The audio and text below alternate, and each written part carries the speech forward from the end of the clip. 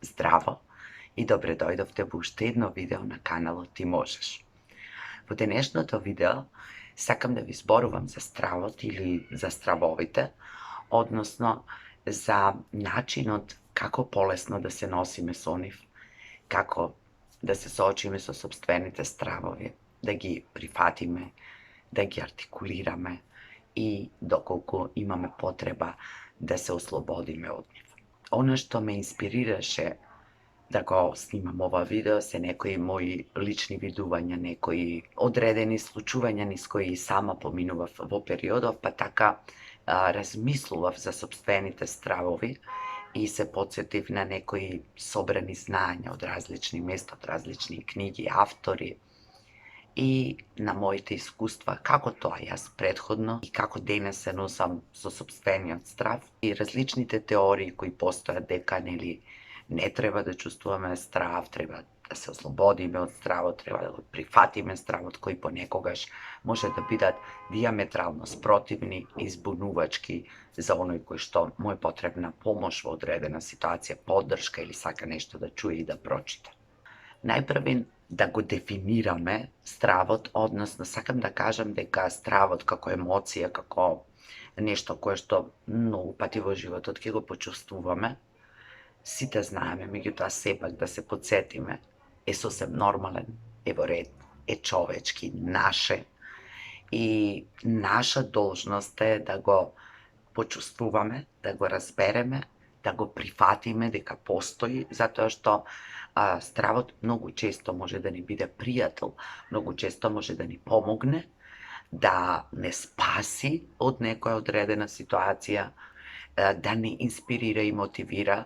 ако сме многу исплашени, ако не знаеме како поинаку да избегаме, ако имаме можности, услови, начини да се бориме, односно да направиме нешто, иако чувствуваме страв, сепак да действуваме, и во таквите ситуации стравот има навистина добра, позитивна улога во нашиот живот. Може да не придвижи, може да ни помогне и можеме да му бидеме благодарни затоа што постои, затоа што во одредени ситуации, да не речам, ни го спасил и животот. Постои друг страв, кој што го чувствуваме, меѓутоа не збунува,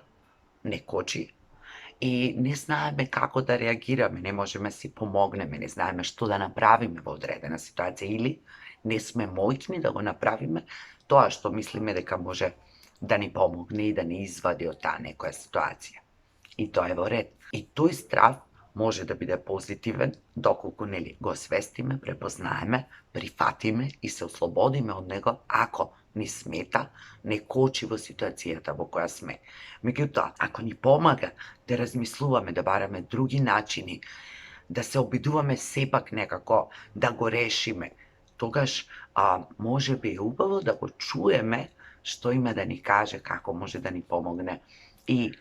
да реагираме од љубов, да реагираме за да поправиме, подобриме, помогнеме нешто некому. Меѓутоа, стои и уште еден вид страв, условно кажано, а тоа се оној страв или оние стравови кои што се нереални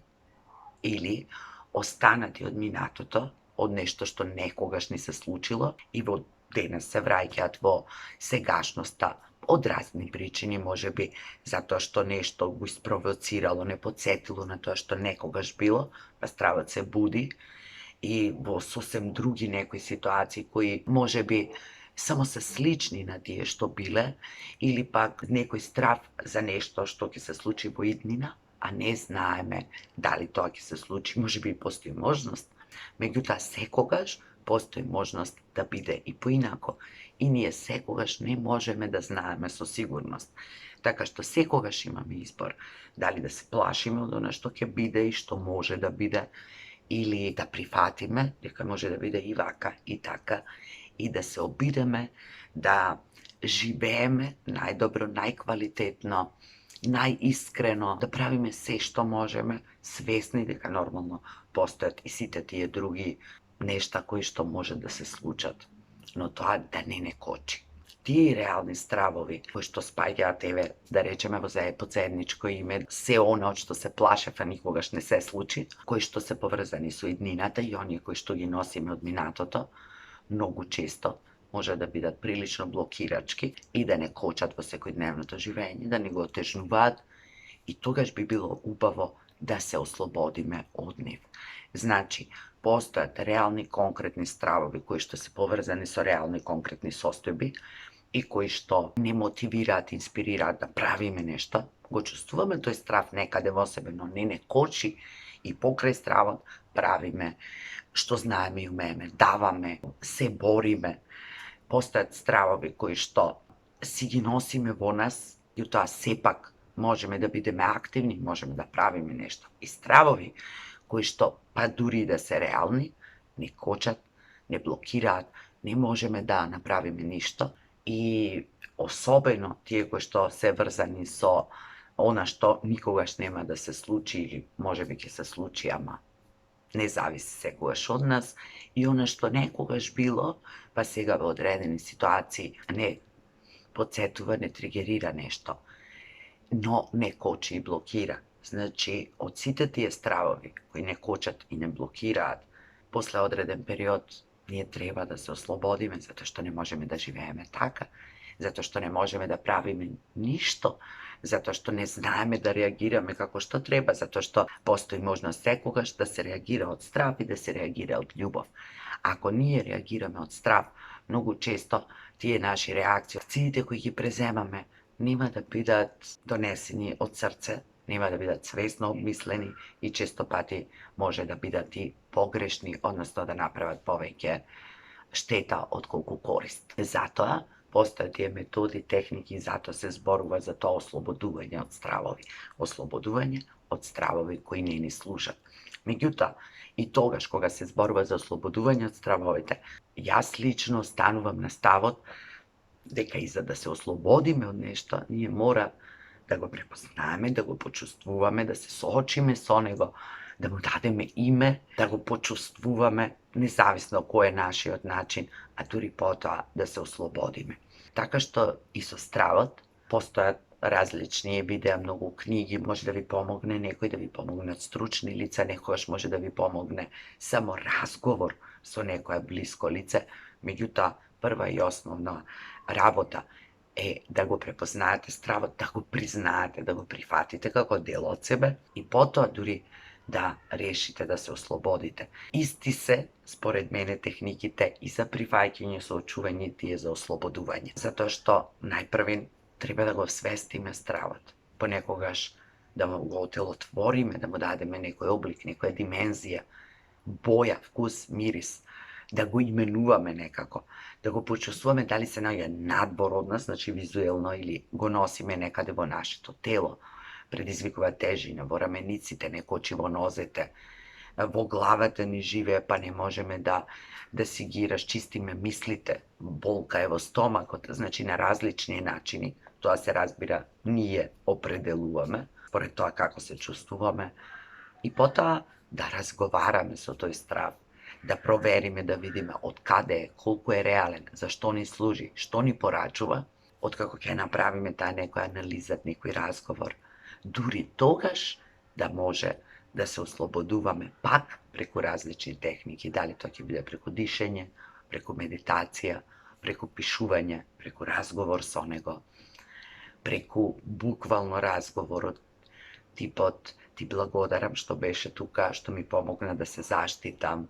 сега веќе не си ми потребен, те ослободувам, или себе си се ослободувам од тебе, на кој како му одговара според сензибилитетот. Ако ова вас ви звучи лудо и нереално, и ако сметате дека не работи, тогаш трагајте, барајте начин и метод кој за вас ќе работи. Барајте го сами и барајте го со поддршка на некој тренер, коуч, советник, психолог, психотерапевт, небитно, вие треба да му верувате на тој со кој ќе го направите тоа, вие треба да си верувате прво себе си, а потоа и на личноста која ќе ве поддржи. Ако резимираме од сиот овој разговор од 10 минути, она што сакам да го кажам или поентата на ова видео, главните заклучоци за стравот се дека најпрви нормално и човечки да се чувствува стравот. Стравот може да биде наш пријател, да ни помогне, да не мотивира, да не инспирира. Можеме да се плашиме од реални работи, и од реални работи и можеме да се ослободуваме од своите стравови полека и до некое одредено ниво, доколку тие не кочат, и можеме да побараме помош доколку тоа не знаеме да го направиме сами. Или стравовите треба да бидат или се наши пријатели. Нешто што ни порачуваат затоа што се тоа дел од нас, затоа што се тоа чувства и емоции кои ние ги носиме, и доколку не работат за нас, не ни помагаат да одиме напред, да не мотивираат,